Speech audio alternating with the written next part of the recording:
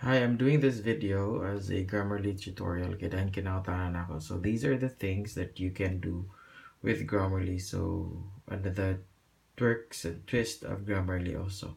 Okay, so the best thing that you need to do first is to make sure that you have like kinesiya chapter 1, chapter 2 of your thesis. Imo siyang bahin-bahin nun so that it's easier for you to edit it per chapter so you can check it. So what you do, I'm currently on Grammarly Premium, so I will upload my chapter 1 first.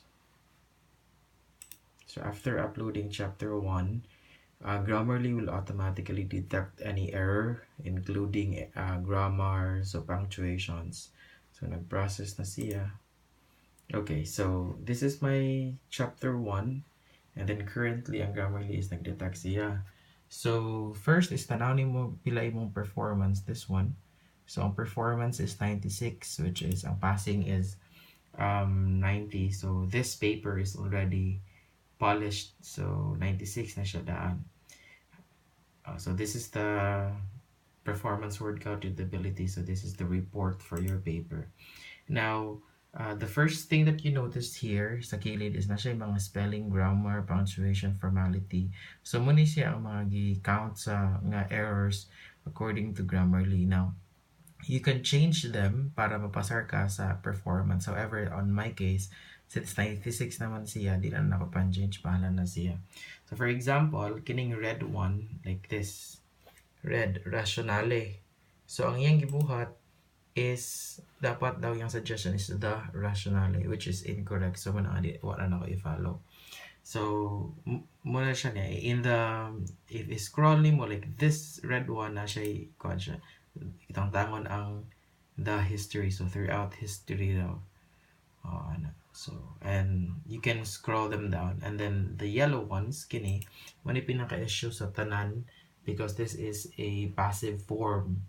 So penalizing male prostitution, passive form. So you need to make it in a active form, which I did not do kay pasar na bitaw ko. And there are very few nga ingon ani siya. And then arresto minor, wala arrest, minor, minor. So mga corrections like the Latin. So iyan ang ihilaptan. And then so spelling imo nang ikuan per chapter so that it's easier. So for example sa ako and is 96% ang performance niya.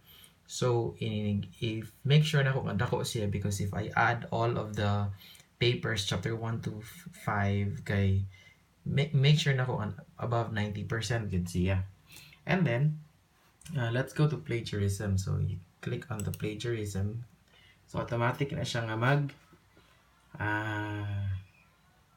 basa sa plagiarism for a while. Gaya eh. Dagan si kang plagiarize ako. This is by the way chapter 1 pa. Okay, so nanay result for plagiarism. So the plagiarism is at 4%. Kita mo? So nahusod gyapon siya sa 5% nga kuan. But the problem with plagiarism is this is only chapter 1. So I need to make sure nga mas gamay akong plagiarism. So if I add everything, ang result is mao na siya. Mo below siya 5% yun. Now, ang plagiarism like this one, if you scroll ni mo pangitaon mo siya, violet ang yang color. So this one. Okay. So this one, because this is a definition by the book, of course, i-cite na niya as a plagiarized one. I did not edit that anyway, 4% naman. And then, like the laws. Asang tong law nga akong gikuan.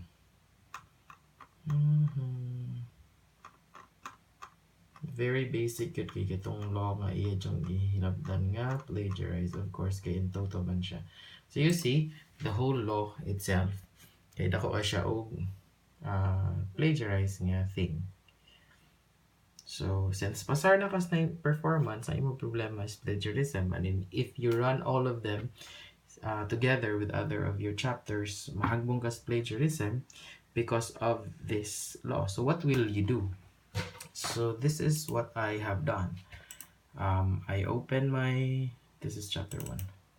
Chapter 1. And then I look for the specific katong gi-plagiarize niya according to unsa asam to nga page. Anara. So mani siya. So ako siyang let me just move this down. So kini siya mo man siyang plagiarize kay because this is an in toto. So what will I do? So I use snipping tool. Pwede rin mo siya i-search and run. So muna siya snipping tool. So mura siya i-picture nimo ang kuan. Picture. Ay. Oh, so what I did is kuan na ko siya as a picture. And then I save it. Save button sa nato sa desktop. I'll name it capture. Okay.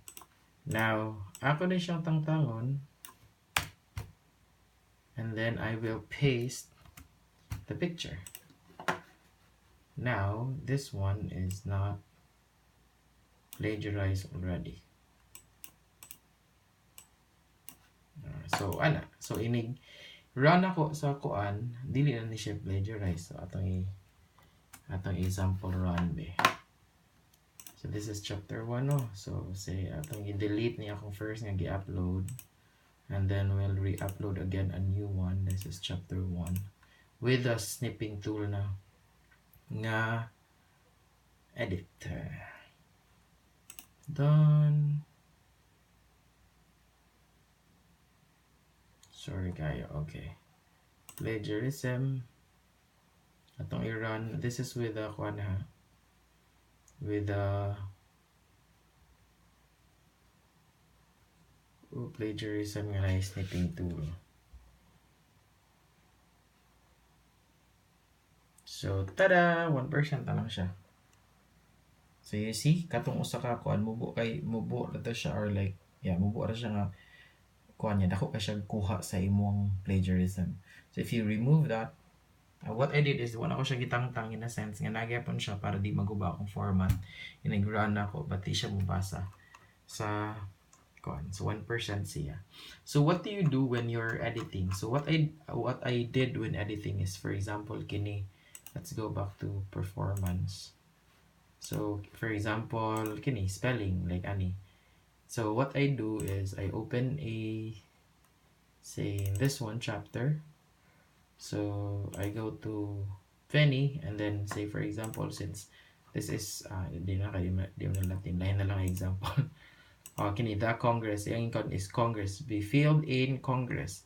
So, kung itaro kong Congress, akong edit diri, on my end. Then, once ma-edit, ako na siya siyang i-delete, i-run na sad na ako para makita na ko as mga grammar. But actually, mga grammar, like any comprised, these are only, this is passive. So, ang iyang gikuan, no, this is not passive. Ang iyang gisulti is comprise, appears to be repeatedly composed, involved, imong ilisan daw word yung suggested, but wala ko ilisan. Anyway, so that's how you do it.